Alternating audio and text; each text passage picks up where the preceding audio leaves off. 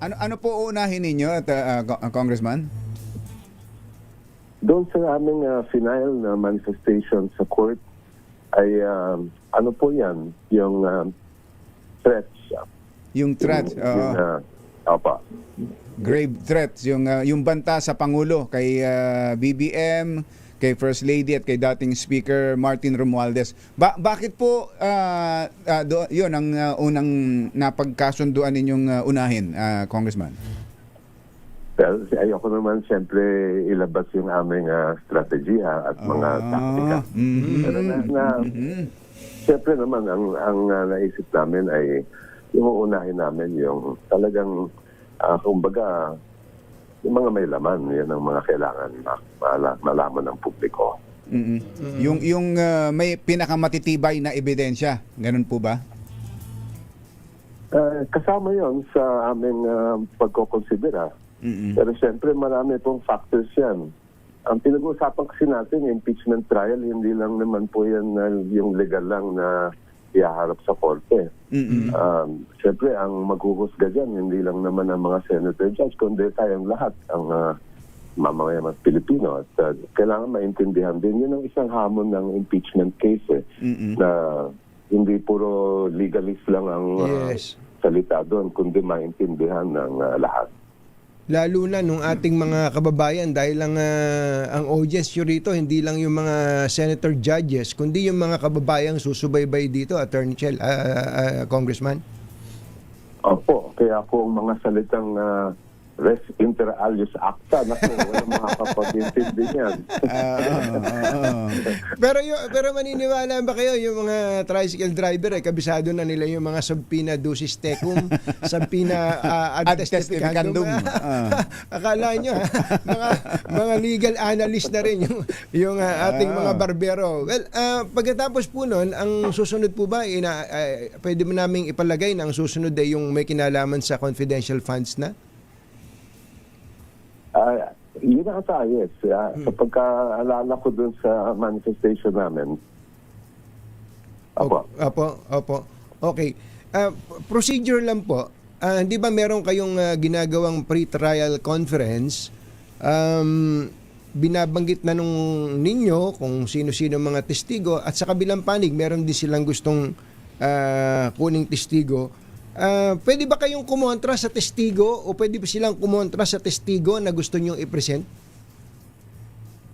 Hindi naman sa pagkokontra yon, pero meron karapatan ng magkabilang panig na mag-cross-examine. So, nasa sa amin halimbawa bilang mga prosecutor kung sino yung amin tatawagin bilang testigo. Pero siyempre, may karapatan ang mga abogado ni Vice President na i-cross-examine yung witness namin. At ganoon din sa defense, kung sila ay mag-upo ng witness, ay pwede rin po namin i-cross-examine ang witness nila. Opo. Ang tinutukoy ko po ay tungkol pa lang sa listahan. Pwede bang halimbawa sabihin, hindi ba may mga nilista silang katakot-takot ng mga testigo na may isa pong miyembro ng prosecution team, ang sabi nga niya parang fishing expedition ang gagawin ng defense team. Sa pre-trial conference po ba nagkasundo na kayo kung ilang testigo talaga ang final sa parte nila at sa parte ninyo? Sa pre-trial conference kasi ang umuupo at nakikinig sa amin ay hindi naman yung impeachment court kundi yung clerk of court. Okay. Wala po siyang kapangyarihang magdesisyon o magpasya kung hindi nagkakasundo ang magkabilang panig. Kaya ang nangyari kung ano man yung aming mga kagustuhan sa paglilitis ng kaso, i-report ng clerk of court yan sa impeachment court. Ganon din para sa defense. Kung meron pang mga bagay na dapat pag-usapan, malamang mangyayari po yan sa July 6. July 6 na. Mag-convene ulit ng impeachment court. So kayo pala ang dapat na magkasundo, ang prosecution tsaka defense. Pero meron palang mga pagkakataon, Attorney Chel, na yung witness ninyo, witness din nila.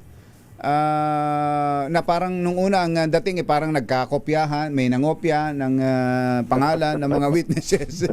Totoo ba 'yon na pareho may mga witnesses kayo nakapareho ng gusto nilang paharapin? Meron din, hindi lang po testigo, pati mga dokumento, yung mga exhibit kung tawagin, marami pong common witness at common exhibits. Oh, gano'n. Paano po yun? Ngayon pa lang natukoy nyo na ba kung sino yung mga tinatawag na o maaaring maging hostile witnesses? Well, at iklaro ko lang, ang layunin nila sa pagtatawag ng witness, kahit sabihin natin na common witness yon, ay iba ang objective nila sa objective namin.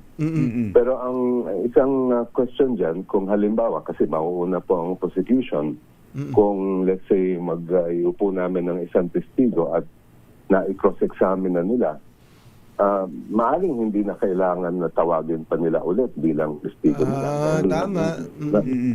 Dahil mako-cross-examine na nila. Nakausap na nila. Opo. Pero yung pong, maalala ko lang yung era of impeachment. Meron kasi mga secret na witnesses, di ba? Halimbawa, si Clarissa Ocampo nung araw, biglang lumabas dun sa impeachment trial. Meron din ba kayong mga secret witnesses na hindi nyo pa binabanggit sa... Hindi namin sasabihin sa iyo yun. Secret yun. Di ba, Attorney Jel? Pwede ba yun, Your Honor? Hindi, ganito yun. Yung nangyari nung sa impeachment case sa dating Pangulo Erap Estrada, yung mga si Clarissa Ocampo, hindi naman talaga inaasahan, hindi naman alam ng prosecution na may uupong ganun testigo. Kaya humingi sila ng permiso sa court na dahil ngayon lang nila nga nalaman na may ganyan na witness na mayroong alam na napakahalaga, ay humingi sila ng permission sa court at pinagbigyan naman sila noon. So nangyayari pala, pwede pala. Talaga, So pwede rin gawin ngayon yan, Attorney Chel. Kung may lumitaw na ganun mga May bago. witness, opo. O pero pwede rin kayong magmaang-maangan na hindi nyo kunwari alam. Ay, hindi. Magkakabistuhan yan pagka ganun. Kasi siyempre, hindi naman, bawal po naman sa magkabilang panig na gumawa ng ganyan. Ng ganyang Representation po yun. tactics. Pero dito, panghuli na lang, Attorney Chel, yun hong gaano ka-importante yung box. Kung sa panahon ni Erap merong envelope, dito ho'y may box. So, napaka-importante ba nun at nakasalalay ba doon kung magkakaroon ng conviction o acquittal sa kaso? Hindi naman po.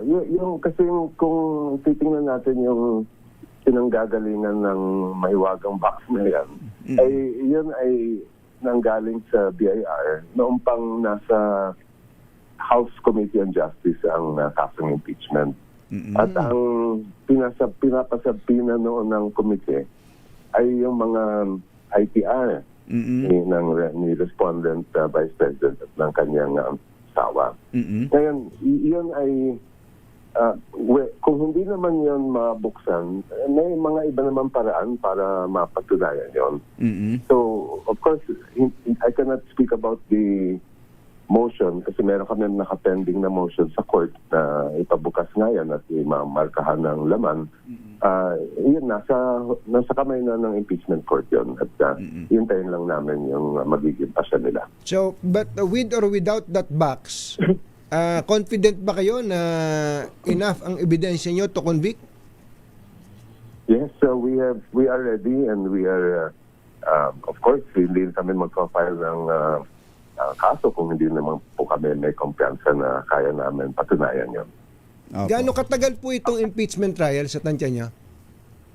Naku, yan ang hindi natin malalaman. Kung ang magiging batayan natin yung nasa mga pre-trial briefs, maaring umabot ng ilang buwan yan.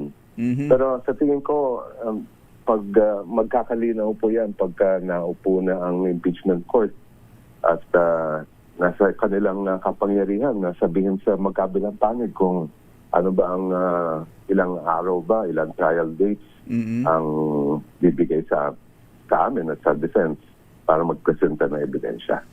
Kailangan ho bang matapos lahat ng articles na isa lang bago magdesisyon o pwedeng every article desisyon na? Ang nakalagay sa rules of the Senate Impeachment Court kailangan tapusin muna yung Tapusin. pagpepresenta ng ebidensya ng magkabilang panig, tapos saka magkakabutuhan. Pero ang butuhan ay bawat article. So, sa dulo na po yun, sabihin ng prosecution, rest our case na kami, wala na kami ebidensya. Sabihin ng defense, wala na rin kami ebidensya. Doon Sa dulo mangyayari na. yung butuhan, bawat article.